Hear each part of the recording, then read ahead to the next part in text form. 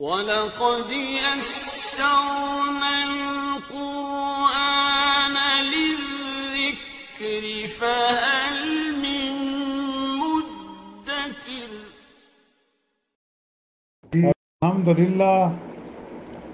الحمدللہ وَكَفَى وَسَلَامٌ عَلَىٰ عِبَادِهِ الَّذِينَ اصْطَفَىٰ أَمَّا بَعْدُ فَأَعُوذُ بِاللَّهِ مِنَ الشَّيْطَانِ الرَّجِيمِ بسم اللہ الرحمن الرحیم۔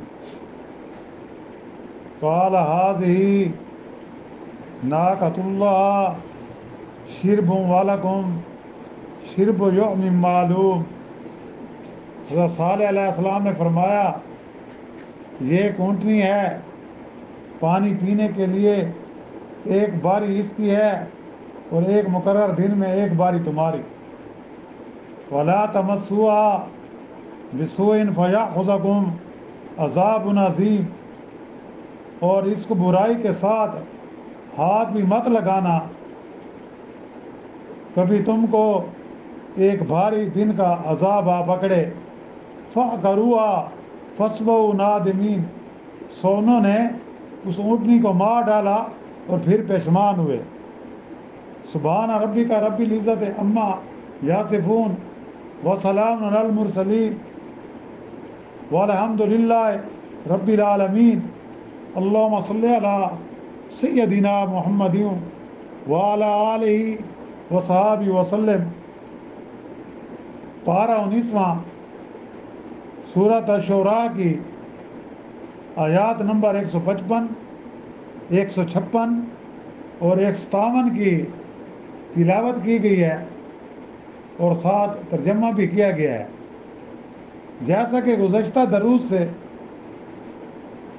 اس رکوع میں حضرت صالح علیہ السلام اور اس کی قوم سمود کا ذکر آ رہا ہے کہ حضرت صالح علیہ السلام ان کو بار بار دین حق کی دعوت دیتے تھے، لیکن وہ قوم ایسی ضدی تھی کہ ٹس سے مس نہیں ہوتی تھی۔ صرف چند افراد نے اسلام قبول کیا تھا اور پھر وہ حضرت صالح علیہ السلام سے قسم قسم کے مطالبات کرنے انہوں نے شروع کر دیے کہ جب حضرت صالح علیہ السلام ان کو نصیحت کرتے تو وہ کہتے کوئی معجزہ دکھاؤ، اور معجزہ بھی ہمارے کہنے پر ہو تو پھر ہم آپ کی بات مان لیں گے۔ تو حضرت صالح علیہ السلام نے بار بار اپنی قوم کو نصیحت کی اور اس نے بار بار اس کی تکذیب کی۔ بالآخر حضرت صالح علیہ السلام نے فرمایا کہ اچھا کیا معجزہ دیکھنا چاہتے ہو، کس قسم کا نشان چاہتے ہو؟ تو اس پر قوم نے مطالبہ کیا کہ سامنے والی پہاڑی جہاں چٹان ہے اس میں سے ایک ایسی اونٹنی زہر ہو جو گابن بھی ہو اور زہر ہو کر فوراً بچہ بھی دے۔ تو آپ نے فرمایا اچھا اگر میں اپنے رب سے دعا کروں اور وہ یہی نشانی میرے ہاتھوں تمہیں دکھا دے تو پھر تو تمہیں میری نبوت کے ماننے میں کوئی عذر نہیں ہوگا، تم پھر مجھ پر ایمان لاؤ گے۔ سب نے وعدہ کیا، قول و اقرار کیا کہ ہم سب ایمان لائیں گے اور آپ کی نبوت مان لیں گے، آپ بس بہت جلد معجزہ دکھائیے۔ تو حضرت صالح علیہ السلام نے اس وقت نماز شروع کی اور پھر اللہ عز و جل سے دعا کی، تو اس وقت ان کے سامنے وہ چٹان پھٹی اور حاملہ اونٹی ظاہر ہوئی اور اس نے بچہ دیا۔ تو اس کو دیکھ کر کچھ لوگ حسب اقرار ایمان لے آئے، لیکن اکثر لوگوں کی اکثریت نے انکار کر دیا، منکر رہے۔ تو حضرت صالح علیہ السلام نے تمام قوم کو خبردار کیا، تنبیہ کی کہ دیکھو یہ نشانی تمہارے کہنے پر بھیجی گئی ہے، یہ معجزہ تمہارے کہنے پر دکھایا گیا ہے، یہ اللہ کی بھیجی ہوئی اونٹنی ہے، اور جو ضابطہ مقرر کے خلاف پتھر کی چٹان سے پیدا ہوئی ہے کہ کوئی اس کو اذیت نہ پہنچائے، اگر اس کو آزار پہنچایا تو پھر تمہاری بھی خیر نہیں۔ اور خدا کا فیصلہ ہے کہ پانی کی باری مقرر ہو، ایک دن اس اونٹنی کا ہوگا اور ایک دن اس قوم کے چوپاؤں کا ہوگا، جیسا کہ تلاوت میں کہا گیا کہ قال ھذہ ناقۃ اللہ، جیسا صالح علیہ السلام فرمایا کہ یہ اونٹنی ہے، قال ھذہ ناقۃ اللہ شرب ولکم شرب یوم معلوم، کہ ایک دن پانی کی باری پینے کی اس کے لیے مقرر ہے اور ایک دن تمہارے لیے ہے۔ اور ساتھ یہ بھی کہا ولا تمسوها بسوء، اور اس کو برائی کے ساتھ ہاتھ مت لگانا، فیأخذہم عذاب عظیم، تو پھر تم کو ایک باری دن کا عذاب آ پکڑے گا۔ ان ظالموں نے کیا کیا؟ ان کے کہنے پر نبی نے، حضرت صالح علیہ السلام نے اللہ سے دعا کی، اللہ نے دعا قبول کی، ان کے کہنے کے مطابق جیسا وہ چاہتے تھے ویسے پہاڑ کی چٹان سے ایک اونٹنی ظاہر ہوئی، گابن تھی، اس سے بچہ نکلا۔ تو ان ظالموں نے آخر کیا کیا؟ فَعَقَرُوهَا فَأَصْبَحُوا نَادِمِينَ، تو انہوں نے اس اونٹنی کو پھر مار ڈالا اور پھر پشیمان ہونے لگے۔ تو اس پر جب حضرت صالح علیہ السلام نے ان کو کہا کہ پانی کی باری ایک دن کس کی ہے؟ اونٹنی کی ہوگی، اور ایک دن ساری قوم کے چوپاؤں کی۔ الغر یہ دستور جاری رہا کہ پانی کی باری ایک دن اس اونٹنی کی رہتی اور تمام قوم اس کے دودھ سے فائدہ اٹھاتی، جو جس قدر چاہتا دودھ لے جاتا، اور دودھ کم نہ ہوتا، یعنی ساری قوم ایک اونٹنی سے، یہ دیکھو اللہ کا معجزہ کہ اس سے دودھ لیتے اور وہ کم نہیں ہوتا تھا، اور پھر دوسرے روز قوم کی باری ہوتی اور وہ اونٹنی اس کا بچہ بغیر روک ٹوک چراگاہوں میں چرتے اور آسودہ رہتے۔ مگر آہستہ آہستہ یہ بات بھی قوم کو کھٹکنے لگی اور آپس میں صلاح و مشورہ ہونے لگا کہ اونٹنی کا خاتمہ کر دیا جائے۔ انہوں نے کہا نا ولا تمسوها بسوء، اس کو آپ نے برائی سے نہیں چنا۔ اب ان کی نیت میں فطور آ رہا ہے، میٹنگ ہو رہی ہیں،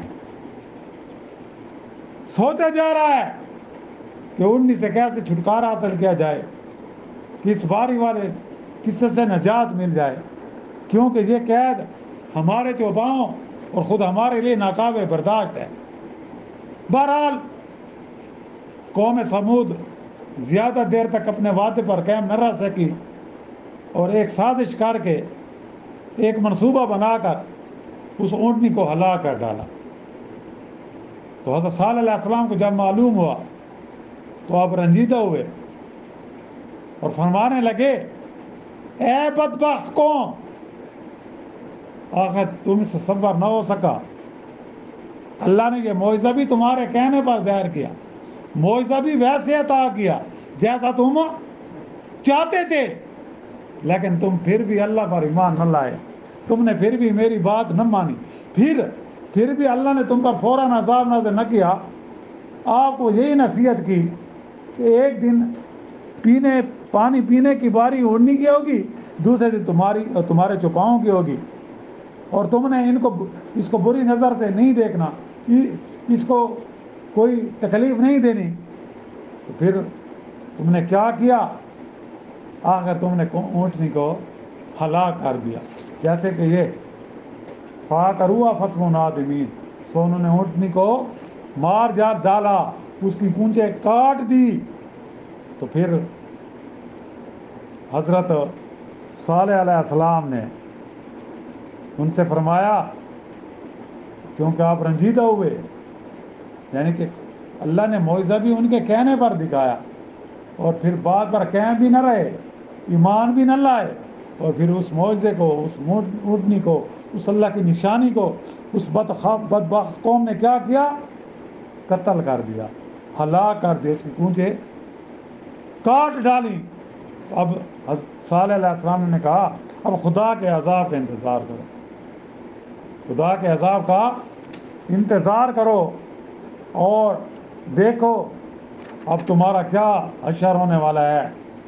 تم کو اللہ تعالیٰ اب تحس و نحس کر دے گا. اب تمہارے پاس 3 دن ہیں. 3 دن کے بعد وہ ٹلنے والا عذاب آئے گا. میں نے جس چیز سے تم کو بار بار منع کیا تم نے میری بات نہ مانی. مفسرین نے لکھا ہے کہ قوم سمود پر عذاب آنے کی علامات اگلی صبح سے شروع ہو گئی. پہلے روز ان کے چہرے زرد پڑ گئے, دوسرے دن ان کے چہرے سرخ ہو گئے, اور تیسرے دن ان کے سب کے چہرے سیاہ ہو گئے. بہرحال 3 دن کے بعد وہ وقت موعود آ پہنچا. رات کے وقت ایک ہیبتناک آواز نے ہر اس شخص کو جو منکر تھا اس حالت میں ہلاک کر دیا جس حالت میں وہ تھا.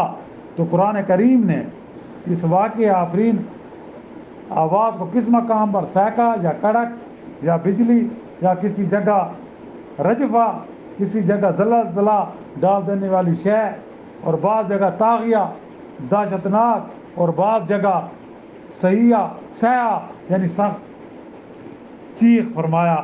اور اس طرح مفسرین نے ان سب کی کیفیتوں کو اس طرح جمع کر دیا ہے. اور پھر اس کے بعد ان کا کیا حال ہوا, کیا حشر ہوا, تو انشاءاللہ اس کا ذکر ہمارا آئندہ درس میں ہوگا. وآخر دعوانا ان الحمدللہ رب العالمین. اللہم ربنا آتنا فی الدنیا حسنۃ وفی الآخرۃ حسنۃ وقنا عذاب النار وادخلنا الجنۃ مع الابرار یا عزیز یا غفار یا رب العالمین. ربنا لا تؤاخذنا ان نسینا اخطانا ربنا ولا تحمل علینا اصرا کما حملته علی الذین من قبلنا ربنا ولا تحملنا ما لا طاقة لنا به واعف عنا واغفر لنا وارحمنا انت مولانا فانصرنا علی القوم الکافرین. رب اغفر لی ولوالدی وللمؤمنین والمؤمنات والمسلمین والمسلمات الاحیاء منهم والاموات. ربنا تقبل منا انک انت السمیع العلیم وتب علینا انک انت التواب الرحیم. صلی اللہ تعالی علی خیر خلق محمد وآلہ وصحبہ اجمعین برحمتک یا